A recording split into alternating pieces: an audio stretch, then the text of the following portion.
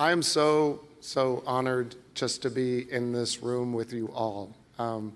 Your being here is probably the greatest proof that this model, this idea, this creation of an opportunity to convene is worth its value. It's a complete success just by your showing up. And I'm amazed to see how many people who I know and are familiar with.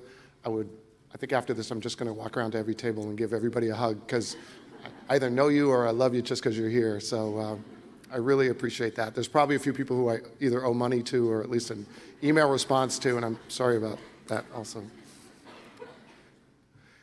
It's so great to be here and to really be here on behalf of Northwest Children's Fund. I wanted to say a couple of things before we get started. First, is Bermuda an option for next year? Because it's a little rainy here. We can talk about that later, but let's just keep that as an idea. You can tell by this unusual gathering that Northwest Children's Fund has this extraordinary ability to convene, to bring people together, people who know of each other's work but might not work next to each other every day, people who might actually be serving the same families, the same kids, but don't do it in a collective way all the time.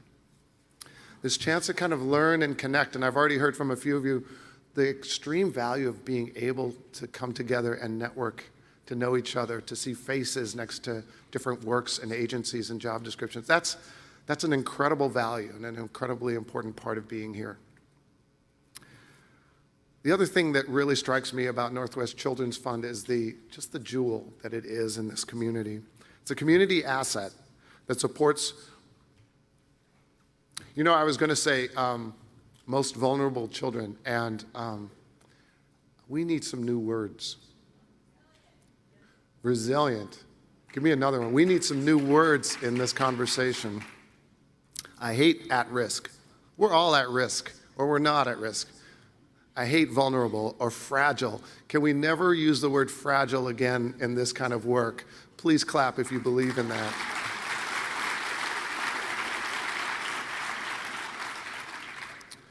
These are children who are the most deserving, who have incredible promise, who have incredible strengths that we almost never tap into. These are families that survive, navigate, thrive in ways that are amazing, should amaze us every day and should keep us learning. And I feel like that's part of the mission of Northwest Children's Fund. It's a public foundation. It's us. We all own it. We're all part of it. And in that same way, maybe we get to change some of the words, evolve some of the language, and help us all sort of grow in the way that we appreciate the work that we're doing and the people on whose behalf we're doing it a lot of the time. Victoria mentioned that the value of this experience continues after this gathering, and I think that's a really important thing to emphasize as well. You meet new people, you hear from people from far away and from close by. Maybe it's just one person you meet who has an especially important effect on you. Maybe it's 5 people who are doing the kind of work that you wanted to do. Maybe it's someone else who wants to do the kind of work you do. That's extremely valuable. Keep your connections that you make today strong. Keep them close. Think about them as you move forward in your work long after you're here today. I get nervous just standing in one place, so I'm going to move around a little bit. Is this on? Ooh, cool. I wanted to talk a little bit about the way I frame some of the work we do in the Odessa Brown Children's Clinic, which, just for Bermuda and other Norway, is the very best children's clinic in this region. You guys might have some good stuff, but I'm just saying. Sorry, that was probably taking unnecessary advantage of podium time. But I love what we do, and I love that I'll bet, like most of you, this comes from a place of compassion and hope. We think about our work as the work of hope, and I love that in the title and in the mission statement of Northwest Children's Fund, that this is about hope. This isn't about hardship or sadness, it's about hope. And maybe our responsibility to be part of that hope, and to reflect that hope, and to think about the joy that happens in between all of the other things as well. I wanted to talk about the way we frame some of our work at the Odessa Brown Children's Clinic, and Chandra and I had to decide who of us was going to give the iceberg slide so that you would get continuing education credit for today. So I lost a coin flip. But we talk about our work, and I know for all of you and for me, it can feel so overwhelming. There's so many factors, so many things you're thinking about. And you're a change agent in your world. You're trying to take all of these things into consideration and into account, and it gets hard, it gets challenging. So being simple-minded and liking to reduce big problems into chewable bites, let's start to reframe that in the way we think about what some of the families that you work with go to and what are the true roots of the things that they're facing. So in my world, reframe this to three basic factors. Three basic factors that I think are at the root of anything, whether you're talking about behavior problems or educational problems or opportunity problems. The issues of poverty, the issues of racism and other forms of oppressive practices, and the issues of adverse experiences and stressors.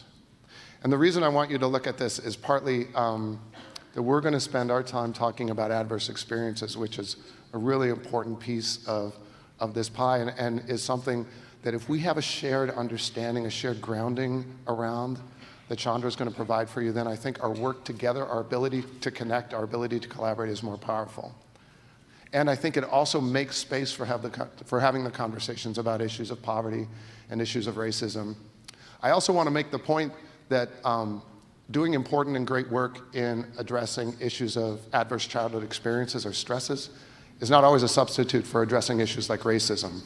It's not always a substitute for talking about things like poverty. We have to have strategies for each one of those circles. But at least it's a bit more simple than a huge iceberg with a whole bunch of things floating beneath it. Am I right? I get a little nod, like, all right. I think about poverty and the injustice of the way poverty plays itself out in this country. Poverty does not have to affect people's lives the way it does. We make poverty undignified in a way that it doesn't need to be. It's partly because we're a very capitalistic society, and it's partly because we don't always see the connections between poverty, the gaps between the haves and the have-nots, and the way that that plays out in the lives of the families we're trying to support.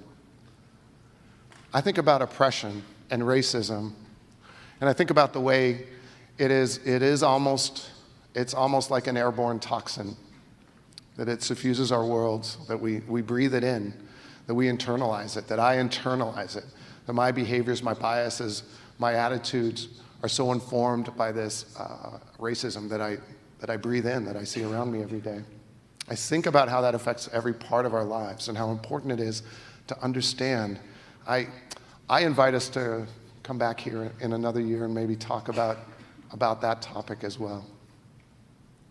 When I really think about ACEs, and I look forward to hearing more from Chandra about how to understand it in a way that really puts us in this place of agency and action.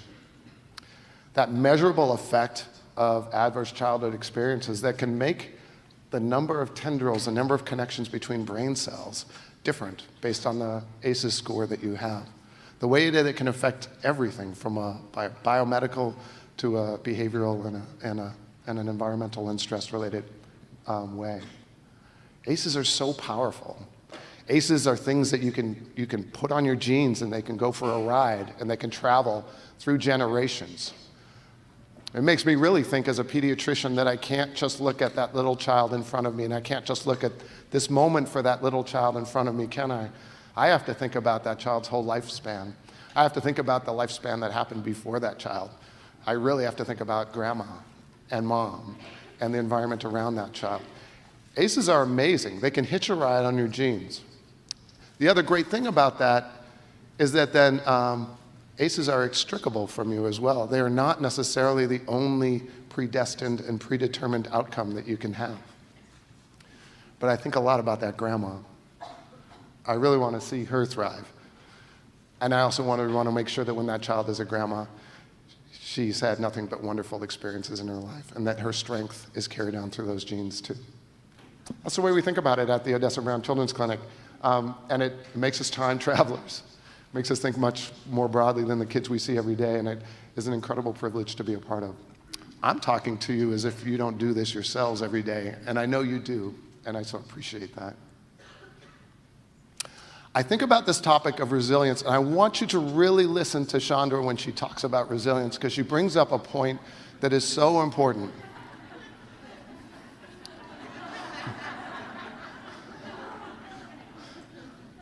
I think there's a reality there that we have to face up to, that we can honor strengths, we can appreciate resilience, we can build off of resilience, but that does not mean that we're just asking for somebody to pull themselves up by their bootstraps.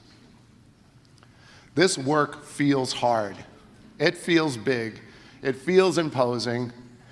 I also feel like I've used the same slide in just about every one of my talks, and I know I've talked to a lot of you, so you've seen this before. But I still will say it again, there's something about that little kid that looks pretty confident. And if we are that little kid, then we got some juice. We got something going on that is going to allow us to overcome any challenge, no matter how big and no matter how small. My mom, I think, channels Albert Einstein. She is the quintessential child, grown-up, adult, elderly person now. She's a hippie. She's continuously trying to decide what she wants to be when she grows up, which I think is fabulous. She's always thinking about how to keep growing and changing. She inspires me to want to at least try to do that every day. And I think opportunities like coming together like this are ways for us to also, I don't know, to always be children, to always be kids, to always have this sense of wonder and amazement and the willingness to grow and change and the willingness to walk away from something and say, that was awesome, I'm going to do something differently based on that. Kids teach me that every day. They call me on it too when I'm not doing it well. But this chance to sort of tap into who we are as young people, where our spirit is, where our ideas are, where our ideals are, what we share and what we don't share, how we disagree and how we do come together. Those are the gifts that I wish for every one of you. Those are the gifts I've seen in so many of you. You who I know I pissed off your conservative donor when I made my keynote and they walked out of here. And you who I owe money, oh, I'll talk to you later. All of you practice this kind of empathy and compassion in your work every day.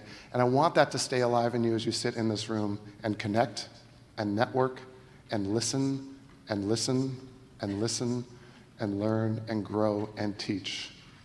We're always students and we're always teachers. And I think that that's the kind of approach that we have to take in this hard work every day.